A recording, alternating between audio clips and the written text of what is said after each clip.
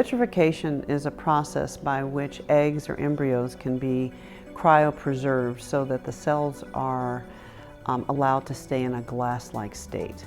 It has really revolutionized cryopreservation for embryos and eggs in that when these cells are frozen, they aren't allowed to develop ice particles, which can be damaging to the cell membranes and make it so that once they're thawed, they don't survive the thaw as well.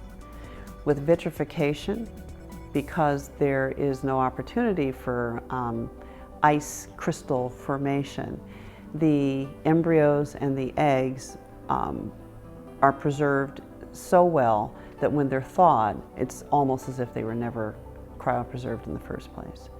This is particularly important with oocytes, with eggs. The egg is a large cell, and when you freeze it by what was traditionally what we call a slow freeze process, ice crystals could form and therefore damage the cell. So now with the advent of vitrification, we can freeze eggs, thaw them, and use them as if they were fresh. And embryos, when we freeze them and thaw them, when they come out of the freezer, they are in the same state they were before they're frozen.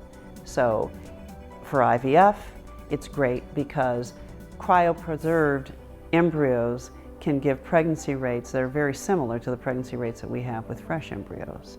For patients who want to preserve their eggs, for instance, a patient who's going through cancer treatment may want to have their eggs collected so that they're available for them once they're finished with their cancer treatment, and they have an opportunity to reproduce, whereas after cancer treatment, sometimes with some of the powerful chemotherapy medications that they're given, their ovarian function is diminished, their egg quality is diminished.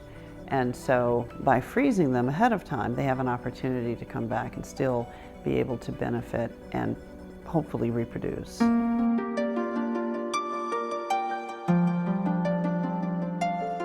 One of the other advantages of vitrification and the fact that it gives us the opportunity to freeze eggs and later thaw them and use them very effectively as if they were fresh eggs is that with egg donation cases, there are patients who are older or who may have lost their ovarian function and would like to conceive and need to take advantage of doing in vitro fertilization using donor eggs.